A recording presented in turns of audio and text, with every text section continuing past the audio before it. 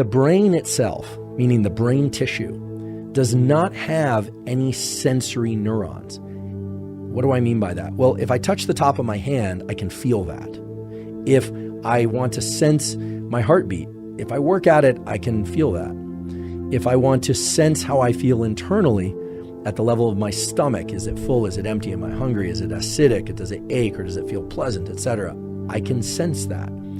And that's because we have sensory neurons on our skin and in our body, etc. We also have sensory neurons in our eyes that let us perceive things externally. We have no sensory neurons on our brain. This is one of the reasons why you can remove the skull and do brain surgery on somebody who's wide awake and be poking around in there, and they don't need any anesthetic on the brain itself. They need anesthetic for the incision site, but they don't need anesthetic on the brain because it has no feeling. You have emotions, but there's no feeling. So normally we are perceiving and paying attention to what we are sensing, either externally, sights and sounds, again, exteroception, or internally, interoception, touch, etc. But by focusing our perception and our attention not on our bodily surface like a body scan, but to a point a couple centimeters or inches behind our forehead, we essentially are bringing that attentional, that perceptual spotlight to a location in which there is no sensation. There's nothing to feel there.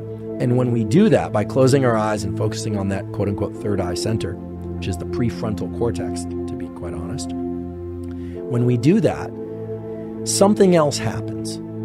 And what happens is when we are not thinking about and perceiving our sensations, because there are none there, our thoughts and our emotions and our memories sort of mushroom up. A better way to put it would be that they geyser up and take on more prominence in our perception. What I mean by this is that normally, I'm not thinking about the contact point between me and this chair, but as I'm speaking, I'm in contact with the chair and those neurons are firing.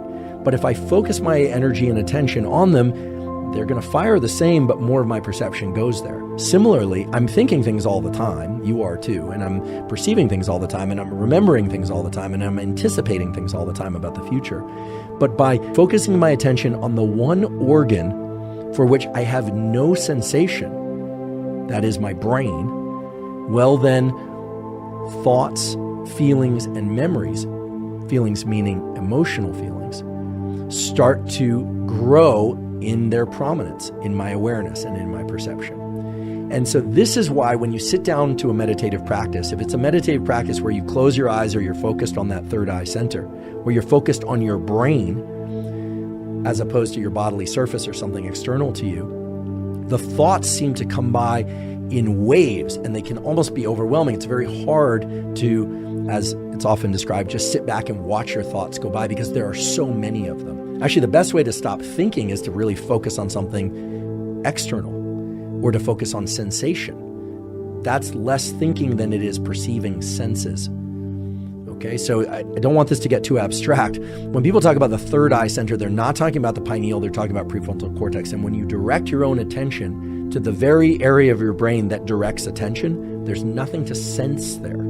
The only things that will become present to you are feelings, emotions, that is, thoughts, and memories. And they will often arrive in what seems to be a very disorganized fashion. And the reason they arrive in somewhat disorganized fashion is because normally we just don't perceive things that way. Normally we are splitting our attention, our perception that is, to multiple things, our sensation and our thoughts. When we put all of our perception into our thoughts, we see how disorganized, how wandering they are, and how random and intrusive those can be. Again, random and intrusive.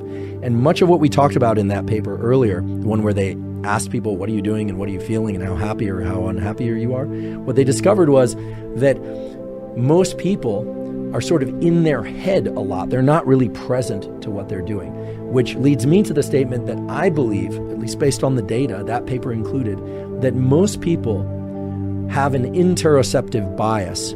They're focused more on what's going on internally than they are focused on what's happening externally. There are certainly people who, for the opposite is true, but I think that this is an issue because we hear so often about the need to do a meditation practice that allows us to focus inward.